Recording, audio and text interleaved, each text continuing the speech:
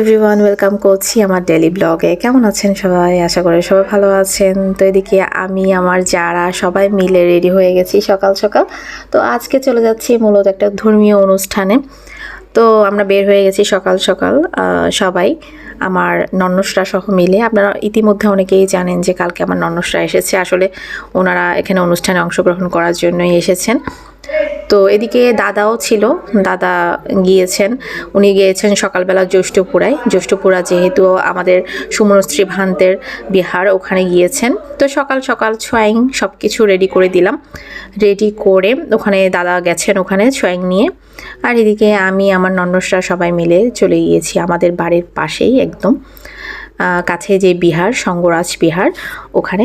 যেহেতু আপনারা ইতিমধ্যে অনেকেই জানেন যে সঙ্গরাজ বিহারে আমাদের যে ডক্টর জ্ঞানশ্রী মহাথেরো, ওনার চতুর্দশ সঙ্গরাজ বরণ উপলক্ষে এখানে বড়সড় কোনো অনুষ্ঠানের আয়োজন করা হয়েছে।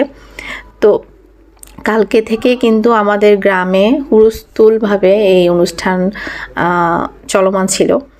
তো এখানে যে কালকে ছিল আপনার পুরা গ্রাম এখানে ঘোরানো হয়েছে ভান থেকে। তো আজকে হচ্ছে মূল অনুষ্ঠান।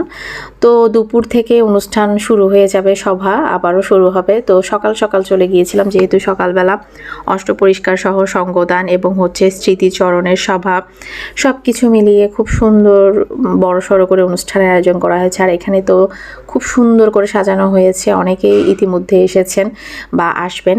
তো আমার ভিডিও দেখে যারা আসবেন বা দেখতে পাবেন, আমার ভিডিওর মাধ্যমে আমি চেষ্টা করেছি আপনাদেরকে ফুল ভিডিও দিতে না পারলেও কিছু কিছু অংশ আপনাদের সাথে শেয়ার করেছি। যারা আসতে পারেননি তারা যাতে উপভোগ করতে পারেন, তারা যাতে দূর থেকে হলেও এই ভিডিওর মাধ্যমে সবাইকে দেখতে পারেন, এই যে সুন্দর অনুষ্ঠানটা হয়েছে এটা যেন আপনারা দেখতে পান, সেজন্য আমার এই ভিডিও করা।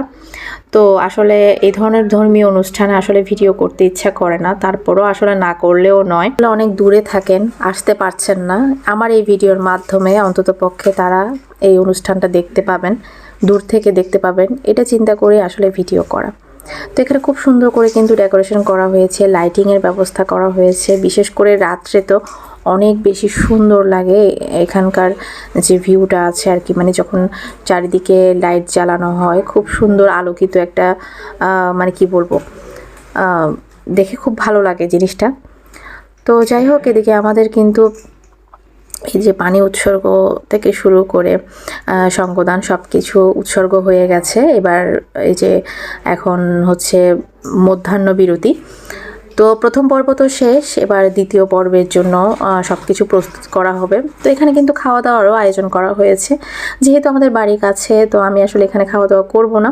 তো এখন যেহেতু প্রথম পর্ব শেষ, তো দ্বিতীয় পর্বের জন্য অপেক্ষা। তো 2টার পরে দ্বিতীয় পর্ব শুরু হবে, তখন আবারও আপনাদের সাথে শেয়ার করব আর কি। ততক্ষণ পর্যন্ত ভালো থাকবেন সবাই, টাটা।